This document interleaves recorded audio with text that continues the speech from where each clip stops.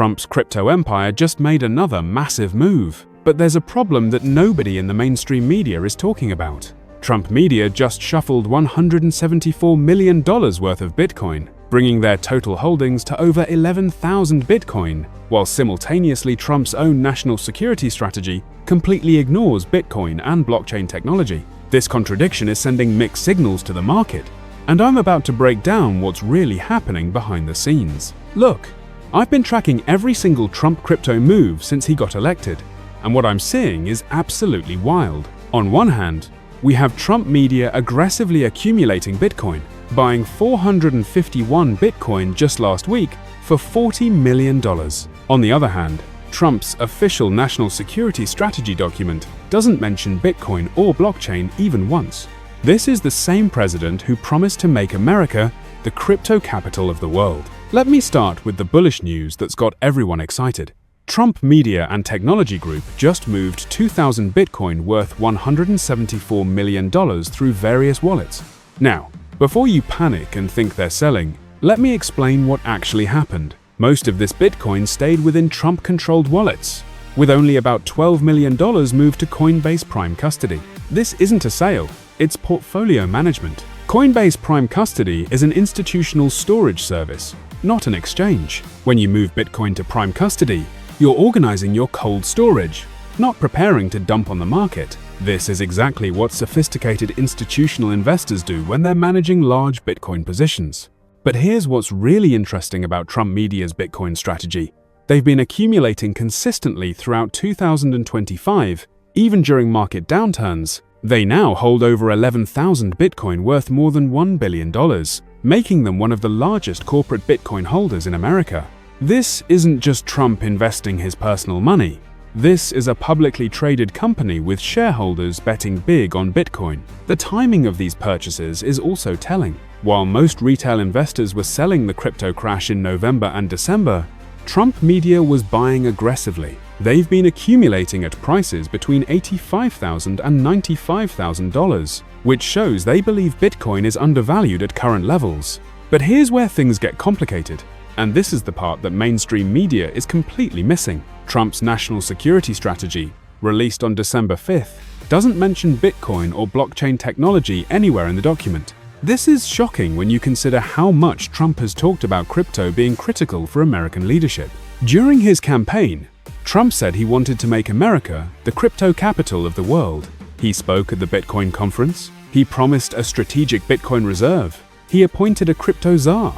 He's hosting crypto summits at the White House. But when it comes to his official national security strategy, the document that guides American policy for years to come, crypto doesn't exist. The national security strategy mentions artificial intelligence, biotechnology, quantum computing, and other emerging technologies as keys to American leadership.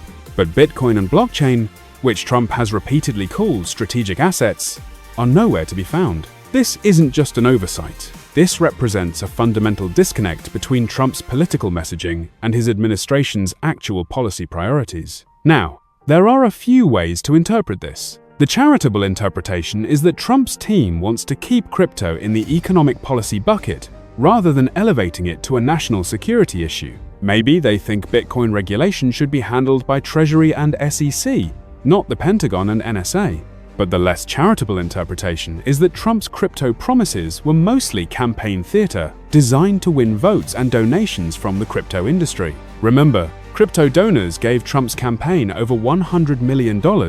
When you're raising that kind of money, you tell people what they want to hear. The truth is probably somewhere in the middle. Trump genuinely sees economic opportunity in crypto, which is why his own company is accumulating Bitcoin aggressively. But his national security team probably views crypto as too volatile and unproven to be part of America's strategic infrastructure. This creates a fascinating dynamic where Trump, the businessman, is bullish on Bitcoin, but Trump, the president, is keeping crypto at arm's length from national security policy. It's like he's hedging his bets. If Bitcoin succeeds, he makes money personally. If it fails, it doesn't compromise American security. But here's what this means for Bitcoin's price and the broader crypto market. Trump Media's continued accumulation is definitely bullish. When a company controlled by the President of the United States keeps buying Bitcoin during market downturns, That sends a strong signal about long-term confidence. However, the absence of crypto from the national security strategy suggests that government-level Bitcoin adoption is going to be much slower than the crypto community expected. The strategic Bitcoin reserve that Trump promised isn't dead, but it's clearly not a national security priority. This disconnect is creating volatility in crypto markets. Bitcoin pumps when Trump media buys more, or when Trump mentions crypto at rallies. But it dumps when people realize that actual government policy isn't moving as fast as the tweets and press releases suggested. Let me break down what's actually been accomplished versus what was promised. Trump did sign an executive order creating a working group to evaluate a digital asset stockpile. But that's just a working group. They have until July 2025 to make recommendations. No actual Bitcoin has been purchased for a strategic reserve. Trump did establish a presidential council of advisors on digital assets, led by David Sachs as crypto czar. But their job is to make recommendations, not implement policy. The real power still lies with agencies like Treasury, SEC, and CFTC, which move much slower than crypto Twitter expects. The Genius Act did pass, which creates a framework for bank-issued stablecoins. That's definitely progress, but it's regulatory clarity, not government Bitcoin buying. Trump also dropped several crypto enforcement cases and disbanded the National Cryptocurrency Enforcement Team, which is bullish for the industry but doesn't directly impact Bitcoin's price. So where does this leave us heading into 2026? I think we're going to see continued private sector Bitcoin adoption, led by companies like Trump Media, MicroStrategy, and other corporate treasuries.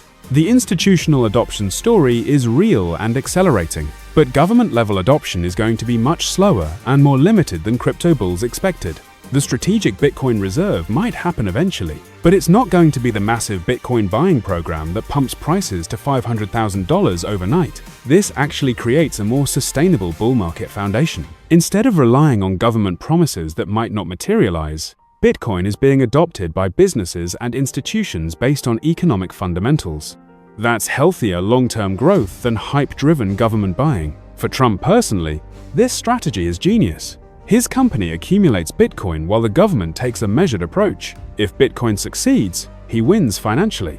If it fails, his presidency isn't damaged by association with a speculative asset bubble. The key thing for investors to understand is that Trump's crypto support is real, but it's more nuanced than the campaign promises suggested. He's supporting regulatory clarity, he's stopping government hostility toward crypto, and he's creating space for private sector innovation. But he's not turning the US government into a Bitcoin whale overnight. This is actually better news than it might seem at first. Sustainable adoption happens through businesses and institutions making economic decisions, not through government mandates. Trump Media's Bitcoin buying represents the kind of organic adoption that creates lasting value. My prediction is that we'll see more companies follow Trump Media's lead in 2026. When the president's own company is accumulating Bitcoin during market downturns, that gives other CEOs cover to do the same thing. Corporate Bitcoin adoption could accelerate significantly next year. The strategic Bitcoin reserve will probably happen eventually, but in a limited form. Maybe they convert existing seized Bitcoin into a strategic stockpile, but don't buy additional Bitcoin with taxpayer money. That's politically safer and achieves the symbolic goal without major budget implications.